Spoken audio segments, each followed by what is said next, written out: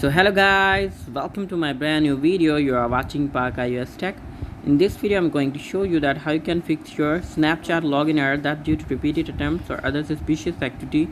Your access to Snapchat is temporarily disabled port code 0006.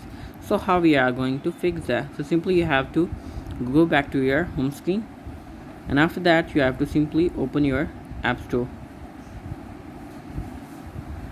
After opening your App Store, you have to click on the search in the corner, and here you have to search for the Snapchat. Here we go.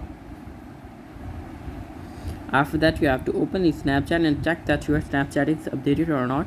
If update is pending, so simply you have to update it.